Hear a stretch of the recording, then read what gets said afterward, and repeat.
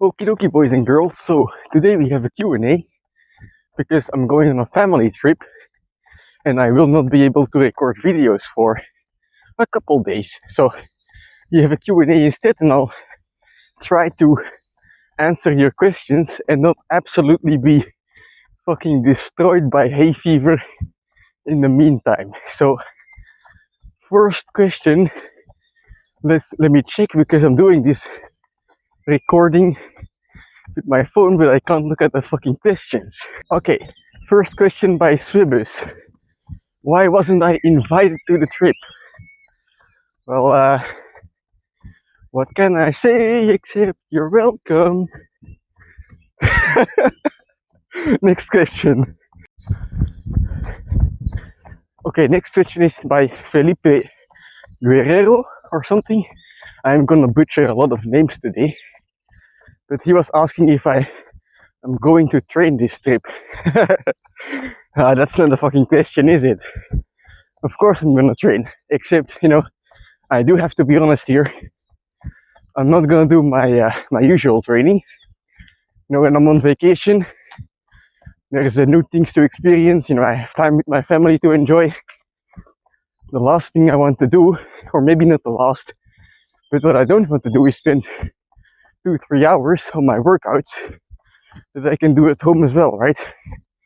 So what I do instead is I go for a run as always, but I take exercises that I can do without warm-up for high amounts of reps without getting that tired, and also when I am basically bloated and tired from the fucking trip, right?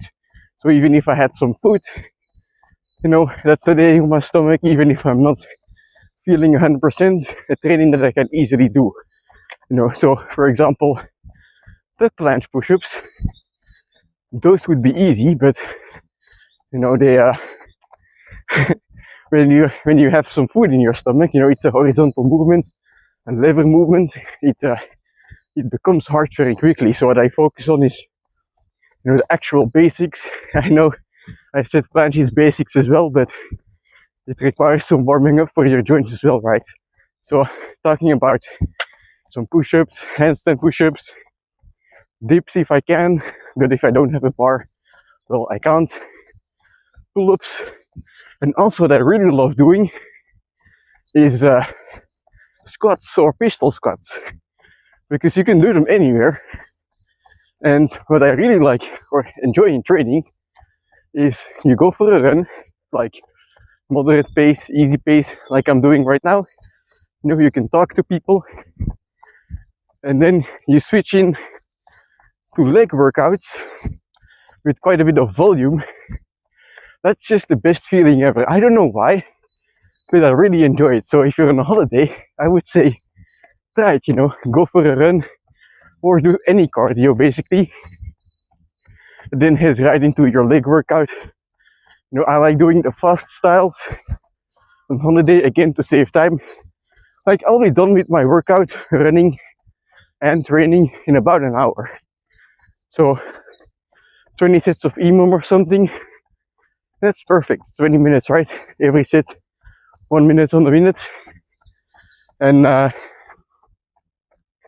so I'll do some pistol squats and basically be done. Higher reps, lower intensity, with the same frequency, because I just love to train every day. All right, next question. Okay, so this is Timmy from the future.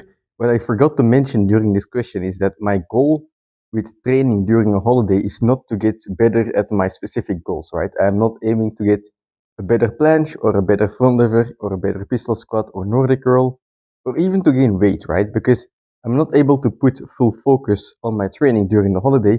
I don't want to. I want to spend time with my family. I want to enjoy the vacation, whatever, right? So the goal is not to get stronger at those goals, but basically, to keep my body active and allow it to recover for when I get back. Because when I get back, I don't want to be sluggish and fat and whatever and not be able to move my body anymore. So what I do is I do these light trainings where I keep my body moving, I allow it to recover so that I'm able to, get right back into the swing of things when I get back from holiday. So Yeah, I forgot to mention that. Bye. Okay, next question is by Martin Grunhold or something.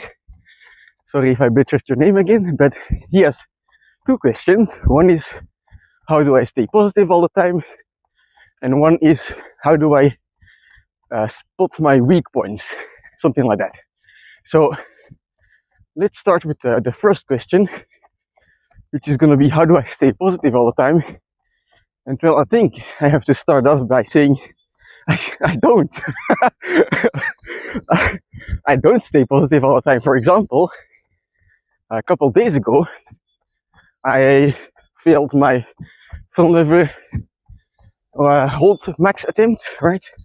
Got 35 seconds, a grand total of 0 seconds added to my total. And then after that, I even tried a planche max hold, and I got 10 seconds, which is like minus 8 seconds. You know, I was not too happy with that, but, and I get stressed about it, right? Like sometimes when I'm not training, especially, I'm thinking to myself like, oh shit, I'm 5 months in the bulk and I haven't gotten a single goal, you know? How is this gonna end, you know? I think that to myself, but I think what I am able to do, you know, I don't stay positive all the time, but I am able to like turn it around, right? Turn it around into something positive, turn the negative into something positive. But basically, I take a step back because if you're just letting the negativity consume you, right? You think to yourself like, oh fucking shit, I'm not getting stronger, this or that, right? Well, and if in that moment you quit, well, it's easy to quit, right? When you're uncomfortable, when you're in a negative spiral. So I just try to take a step back, you know, think about, okay, I can either quit here or I can continue, right? Which is the better option. Oftentimes, the better option is to just continue doing stuff. Sometimes it's not, right? Sometimes I take a break from a particular style of training. But like, for example, with the planche and the front lever from a couple of days ago, you know, usually when you assess the situation, there are some things that you can learn from it. For example, I didn't attempt a max hold for 5 months. That was very bad. And you can learn that, you know, and take it on to the next training, right? Like, because I know if I were to quit now, 5 months into the bulk, it might be easy for a couple of days, right? But there would be this voice in my head telling me to fucking keep going. So, you know, I usually try to think about how I would feel in the future, you know, and how I would feel, especially if I did succeed after a lot of struggle. So that's your first question. And then the second one was, how do you spot weak points? Well, I don't think you have to spot weak points. The weak points will spot you, basically. Because, for example, for me, this one, my bicep, is quite weak, you know, compared to like my shoulders. So even when I'm in top condition and I hold the planche for 17 seconds, you know, I turn it onto the ground into a supinated planche. That shit goes from 17 to 2 or 3 seconds real quick, you know. I know that that's my weak point, and the reason I know it is not because, you know, I did a thorough investigation. It's just because when I fall to the ground on those holds, my shoulders are fine, but it's my bicep that I feel a lot, you know, and the joints in the bicep tendons. So those are just, you know, the weak points will spot you. That's all I can say. Okay, so the next question is by Choji Akimichi. 日本人ですか?日本人だったら教えてくださいね。So he's asking me if you should do core exercises every training basically, and if they are super important. Now, when you're doing like gym stuff and you're doing bench, squat, and deadlift, and you're using your belts basically, yeah, it might be useful to do core exercises every once in a while, right? But for calisthenics, I don't believe it's necessary, especially if you're training the skills. You're just training for strength. And that's to be seen by my own training. I mean, I do push-pull legs, I don't take rest. But, I mean, the amount of times that there's a core exercise in there is very limited. I did it for a while because I felt my abs were too weak.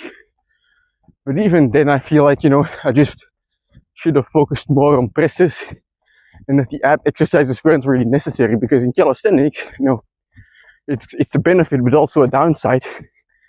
Your core is engaged at all times, your body is a single unit, and in those bodyweight exercises, you're using your body as a single unit. So, in the planche, your core is engaged, in the front lever especially as well, but also during like Nordic curls or pistol squats, normal push-ups or handstand push-ups, whatever, you're using your core.